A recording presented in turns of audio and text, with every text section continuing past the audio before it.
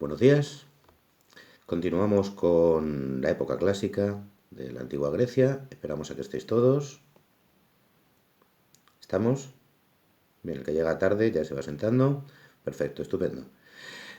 Estamos en la página 240 del libro y si os acordáis, lo que hemos visto hasta ahora de historia de Grecia es que había una época arcaica de la que sabemos relativamente poco, que es cuando se empiezan a configurar todas aquellas ciudades-estado que se llaman polis. Y vimos también que después hay una época clásica, que es sobre todo el siglo V a.C., donde entre estas polis destacan dos, Atenas y Esparta. Atenas, la democracia, el arte, la filosofía, la ciencia. Esparta, la guerra. Y entre estas dos pues hay un montón de polis más que a veces pues, se pelean entre sí, a veces se juntan, a veces comercian, etcétera, y que todo eso forma la Hélade. Bien, eso lo sabemos. Lo que no sabemos todavía es qué pasa durante el siglo V, aparte de que están Atenas y Esparta. Y es lo que vamos a ver ahora. El siglo V va a ser un siglo súper violento, un siglo prácticamente de guerras. Va a empezar con unas guerras que se llamaron las guerras médicas. Se llaman las guerras médicas porque van a ser contra los persas, a los cuales en ese momento se les llamaba los medos, ¿vale? No porque hubiera médicos, medicina ni leches de estas, ¿vale? Bien, ¿qué es lo que había pasado? Mirad, los persas venían de Asia y tenían un imperio gigantesco que lo había levantado un emperador persa que se llamaba Jerjes.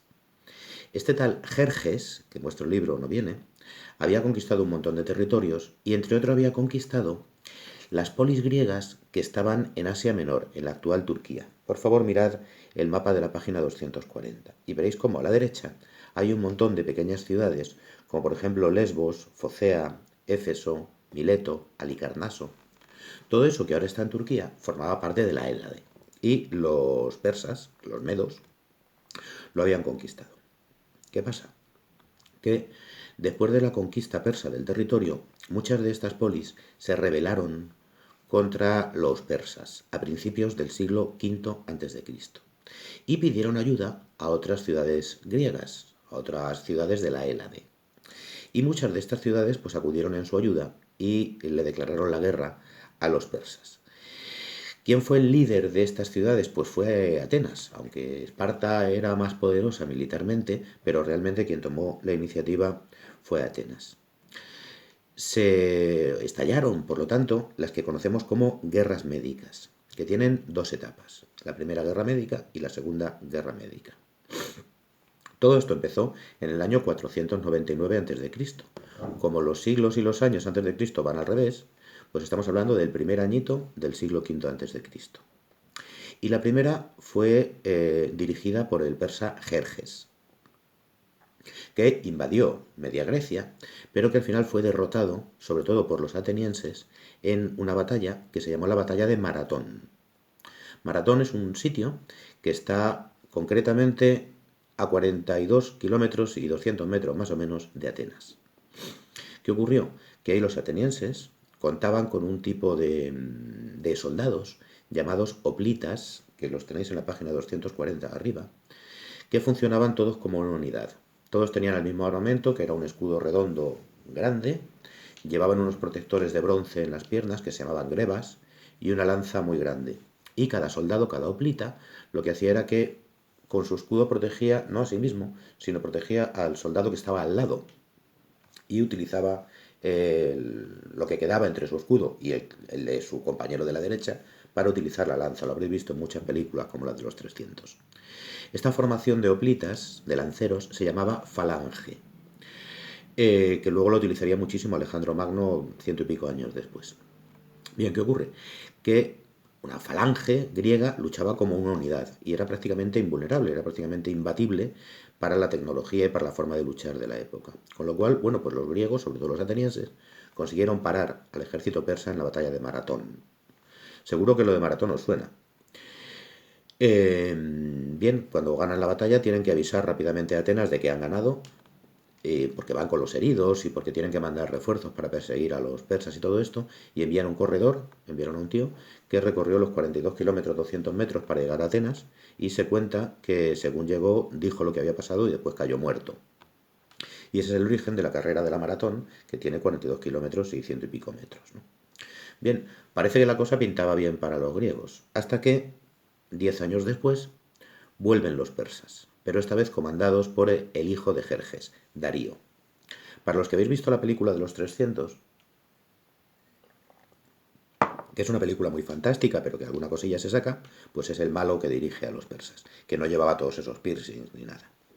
Bien, Darío invade Grecia por el norte esta vez, y aquí sí, y tenéis el mapa de la página 240, aquí sí son los espartanos los que mandan 300 hombres al mando de su rey Leónidas al paso de las Termópilas, que era un sitio muy estrecho porque tenían que pasar entre las montañas, lo cual contribuyó a detener suficientemente al ejército persa, aunque palmaron todos, para que los atenienses, por ejemplo, huyeran y se reconstruyeran o se reagruparan en otro sitio. Atenas fue saqueada por los persas. Los persas llegan a Atenas, le pegan fuego, arrasan con todo lo que pueden y se llevan todo. Pero poco después, estos mismos persas serían derrotados ya por una unión de muchísimos griegos, de muchas polis, en dos batallas, en la batalla de Salamina y en la batalla de Platea. No hace falta aprenderse estas dos batallas, pero bueno, que os suenen. ¿Qué ocurre? Que claro, los persas están derrotados, el gigantesco ejército persa se ha ido, y quien queda como un héroe no son los espartanos con sus 300, sino es Atenas, que ganó la primera guerra médica y que ha ganado también la segunda. Y por lo tanto, a partir de ahora, Atenas va a ser, durante un tiempo, la ciudad más importante de todas las polis de la Hélade. Podemos decir entonces que en el siglo V, después de las guerras médicas, es el momento del esplendor. Esplendor es cuando algo brilla, como el oro. El esplendor de Atenas. ¿Cómo va a ser esto posible si Atenas había quedado destruida casi por los persas? Bueno, Atenas consigue convencer a las otras polis de que los persas tarde o temprano van a volver y de que tienen que estar preparados. Y lo que no vale es que cada ciudad tenga su pequeño ejército, sus barcos, sus no sé qué, y luego cuando vengan los persas pierdan un montón de tiempo en reunirse y tal, sino que hay que hacer una especie de fondo común. Un fondo común, un tesoro, que pongan todos dinero para construir barcos que sean de todos, para forjar armas para todos y para estar preparados. Esta alianza militar se llamó la Liga de Delos o la Liga Délica. Y cada polis pues ponía dinero. ¿Y quién lo administraba? Pues lo administraba Atenas, que era la más importante de ese momento. Parece ser que no todo el dinero que pusieron los otros fue para construir barcos y armas, sino que parte del dinerito lo utilizaron los atenienses, que eran muy listos, para reconstruir la ciudad. Aquí aparece un ateniense, que lo nombraron magistrado, que se llamaba Pericles, lo tenéis en el libro. Este tal Pericles era un genio, lo nombraron un montón de veces, y este tío fue el que, probablemente utilizando ese dinerito que era de todos, eso sí, reconstruye Atenas de arriba abajo. Y además, aparte de reconstruir Atenas, es el que implanta de verdad en Atenas el sistema este democrático. Y además es el que va a darle dinero a científicos, a filósofos, a artistas. De hecho, Atenas se convierte en una auténtica maravilla en la época. Solo os voy a poner un ejemplo. En la página 241 tenéis la Acrópolis. Acro en griego quiere decir alto o en el aire y polis quiere decir ciudad. Acrópolis quiere decir la parte más alta de la ciudad. En Atenas hay una especie de monte donde había una fortaleza, la Acrópolis, que la habían destruido los persas.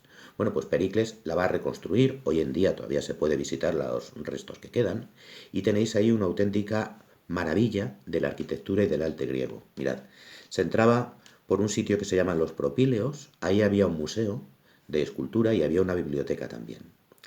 A la derecha hay un templo de Atenea Nike. Atenea es la diosa patrona de Atenas. Atenea, Atenas. Y Nike quiere decir victoria. Atenea Nike sería la Atenea victoriosa. Entrabas por los Propíleos y te encontrabas con otra estatua de Atenea, gigantesca. Atenea Promacos se llama, que es la Atenea que combate en primera línea. Eso quiere decir Promacos en griego, que lleva una lanza y un escudo, ¿no? Si seguimos hacia adelante nos encontramos con un templo que se llama Erecteion, que estaba dedicado a otros dioses, y hay un sitio que se llama el pórtico de las Cariátides. Lo veremos cuando veamos el arte, pero estaría bien que fuerais mirándolo también en internet a la vez. Y nos encontramos con una barbaridad de templo que se llama el templo Partenón. Lo veremos también cuando veamos el arte, pero es una auténtica pasada. Dentro del Partenón había otra estatua de Atenea, Atenea Partenos en este caso. Partenos quiere decir virgen. Como veremos, Atenea era una diosa que nació de su padre Zeus, ya veremos cómo, y que era la diosa de muchas cosas, de la sabiduría, pero también era de la guerra, era de un montón de cosas, y era la patrona de Atenas. Y esta estatua en concreto era una estatua de un montón de metros que estaba hecha, según se dice, de oro y marfil. Y tenía delante una especie de estanque donde se reflejaban pues el oro, el marfil de la estatua, y además los ojos parece que eran dos esmeraldas o dos diamantes, que también se reflejaban en el agua y soltaban una especie de brillos, que claro, cuando entrabas allí todo oscuro y veías aquella estatua brillante con los ojos de piedras preciosas, de esmeraldas, pues debía alucinar bastante. Todo eso lo veremos cuando veamos el arte. Pero fijaos, Pericles, siglo V, Atenas, la época de mayor esplendor de Atenas. Entre otras cosas, la construcción de la Acrópolis, que es una joya, patrimonio de la humanidad en este momento. Vale, el problema es que las otras ciudades pues no se chupaban el dedo. Y empiezan a sospechar de que Atenas se está quedando con dinero. Y además es que Atenas se está convirtiendo como si fuera en la capital del mundo griego. Y los griegos nunca tuvieron un país, nunca tuvieron una capital. Tenían la Hélade y sus polis. Y muchos tienen miedo de que Atenas se convierta pues un poco en la jefe de todas. Y la que más miedo tiene es Esparta. Porque Esparta había sido una ciudad, una polis tan importante como Atenas, y ahora ve que está empezando a perder prestigio y que está empezando pues, a perder importancia. Esto hace que ya hacia finales del siglo, en el 431, quedaban 31 años para que acabara el siglo V, estalle una guerra entre los propios griegos. Dos bandos. Uno, Atenas y sus aliados, y otro, Esparta y sus aliados. Estas se llamaron las guerras del Peloponeso. El Peloponeso es la parte esta de la peninsulita de Grecia, a que hace así como unos deditos. Por ahí se libraron un montón de batallas. La guerra duró un montón de años, duró casi 30 años. Y al final, después de esa guerra, ganaron Esparta y sus aliados. Atenas pierde. Y Atenas es ocupada por Esparta. Durante un año, Esparta se dedica a desmontar todo lo que habían hecho los atenienses. Fuera la democracia, fuera la cultura, fuera la filosofía, fuera la ciencia, todo leña, que era lo que le gustaba a los espartanos. Al final, ¿qué ocurre?